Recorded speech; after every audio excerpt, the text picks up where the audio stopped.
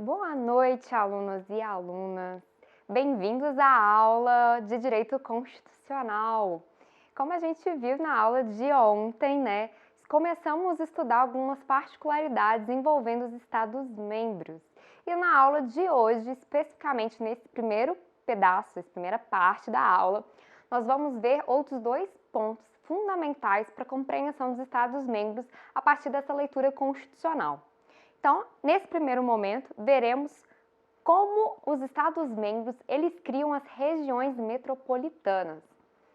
Essa disposição está no artigo 25, parágrafo 3º, que dispõe a possibilidade de, dependendo da situação onde se localiza determinado município e o impacto que esse município gera economicamente em diversos outros ao seu redor, né, em outros municípios limítrofes, é possível a criação de regiões metropolitanas.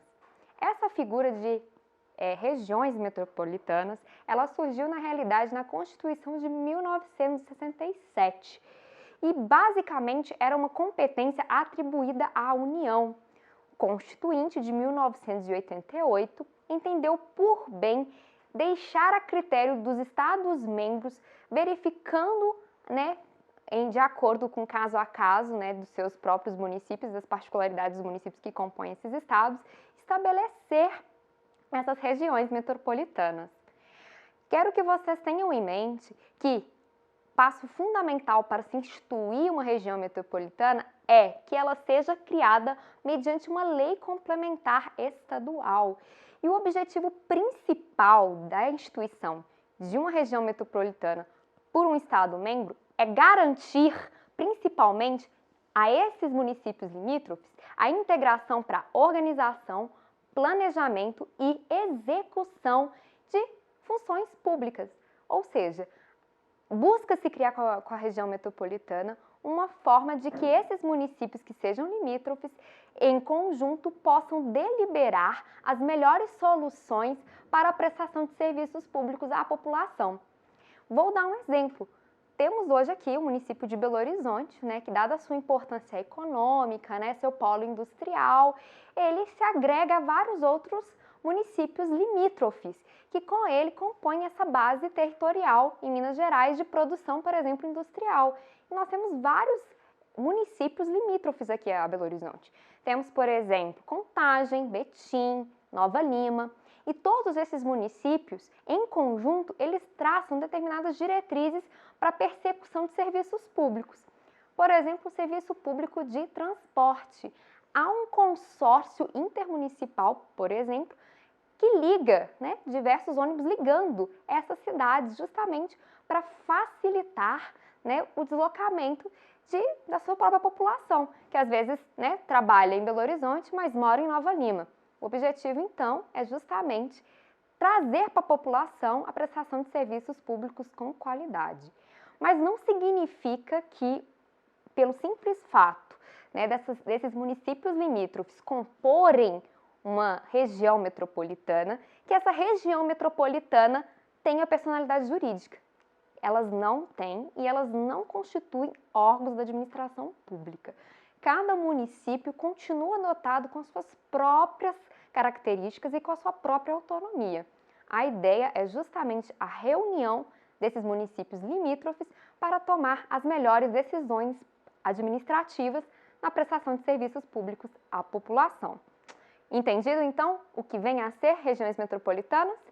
Em um segundo ponto que a gente tem que ver ainda nessa primeira parte relativa aos Estados-membros, diz respeito, pode me passar, por favor, diz respeito aos bens que são de propriedade do Estado. Vocês vão se recordar das nossas aulas, né, de direito constitucional, que a gente viu vários bens que são pertencentes à União. Mas aqui o Estado, garanto para vocês, eles são proprietários de bem menos coisas.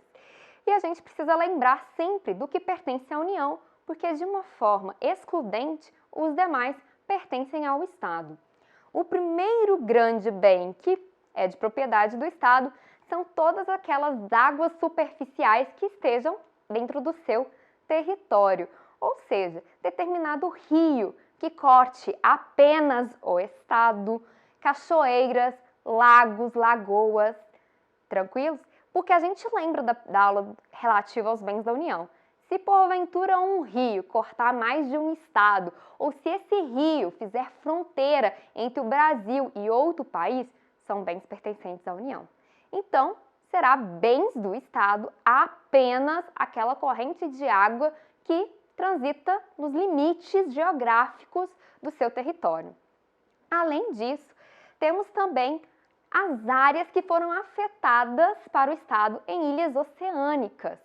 Isso significa o quê? Que houve uma decisão política de afetar determinado espaço territorial de ilhas oceânicas que não vão pertencer nem à União, nem a municípios em que a sede esteja dentro de uma ilha. Esse exemplo aconteceu, por exemplo, com Fernando de Noronha. Fernando de Noronha, então, por uma decisão política, foi afetada ao estado de Pernambuco, e pois ela constitui, então, um bem do estado de Pernambuco, não podendo, por exemplo, a União ou algum outro município intervir nesse bem. Também temos todas as ilhas fluviais e lacustres, né, que sejam formadas a partir das correntes de água que estejam dentro desse estado. Ou seja, temos um rio e esse rio ele forma uma ilha, aquela ilha que formar dentro do rio pertencente ao estado também será dele. Tranquilos? Aqui a gente consegue perceber também claramente a diferença entre esse bem do estado e as ilhas que pertencem à União. Porque se o rio cortou mais de um estado, tranquilamente sabemos que a ilha fluvial ou lacustre será da União. Por fim, o estado também possui terras devolutas, que são aquelas áreas que o estado ele afeta para preservação ambiental, para, por exemplo, o trânsito de vias terrestres e também para proteção mesmo e defesa dos seus próprios interesses.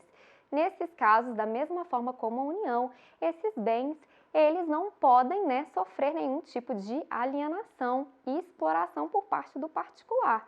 Por exemplo, algum parque aí estadual de proteção ambiental que possua, né, belezas naturais. É possível o Estado cobrar uma determinada taxa de visitação, mas percebam, ninguém pode invadir esse parque estadual e construir, eventualmente, uma casa lá sem a permissão do Estado. Tranquilos? Então, esses são os 4 bens pertencentes ao Estado. Pode passar. Por fim, uma última pergunta relativa aos bens do Estado diz respeito à disputa entre bens. Ou seja, temos uma dúvida se determinado rio ele é ou não da União ou do Estado em razão, né, do seu curso d'água. Quem vai solucionar eventualmente essa dúvida com relação à propriedade de algum bem? Toda vez, então, que houver um conflito de interesses, né, porque não sabemos de quem é aquele bem, se é da União ou se é do Estado, quem solucionará, quem tem competência para decidir é o Supremo Tribunal Federal, conforme artigo 102, a linha F da Constituição Federal. Então, nesse ponto aqui, a resposta é o STF. Tranquilos? Daqui a pouco eu volto com a segunda parte da aula relativa aos municípios.